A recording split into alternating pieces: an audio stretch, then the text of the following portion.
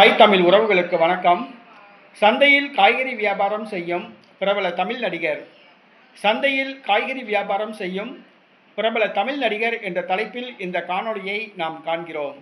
பிரபல தமிழ் திரைப்பட நடிகர் விமல். பிரபல தமிழ் திரைப்பட நடிகர் விமல் பசங்க, களவாணி என்ற திரைப்படங்களின் மூலம் புகழ் பெற்றார். இவருடைய சொந்த ஊர் திருச்சி மாவட்டம் மணப்பாறை ஆகும்.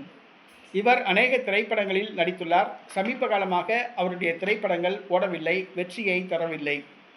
இந்த சூழ்நிலையில் இவர் நடிகர் சூரி அவருக்கு மிகவும் நெருக்கமானவர். அவருடைய சொந்த ஊர் கோயில் திருவிழாவில் நடனமாடி அந்த வீடியோக்கள் வைரலாகின.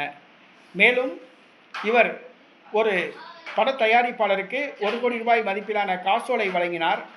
பணம் இல்லாமல் அந்த காசோலை திரும்பிவிட்டது. நீதிமன்றம் இவருக்கு ஓராண்டு சிறை தண்டனை விதித்துள்ளது. மேல்முறையீடு செய்துள்ளார்.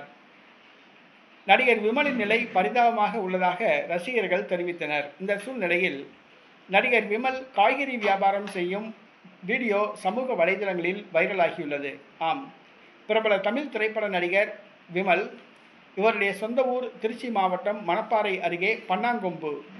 அந்த பன்னாங்கொம்பில் ஒரு வாரச்சந்தை புதிதாக ஆரம்பிக்கப்பட்டுள்ளது. அங்கே வியாபாரிகள் ஒன்று கூடி மாலை நேரம் காய்கறிகள் வியாபாரம் செய்கின்றனர். விமல் அங்கே சென்றார்.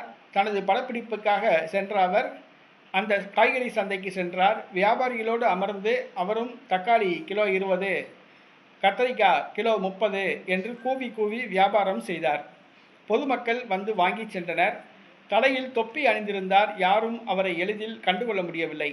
தொப்பியை கழற்றிய பின்பு காய்கறி வியாபாரம் செய்தது நடிகர் விமல் என்று தெரிந்தவுடன் கூட்டம் அங்கே கூடியது. விமலிடம் வந்து காய்கறிகள் வாங்க ஆரம்பித்தனர்.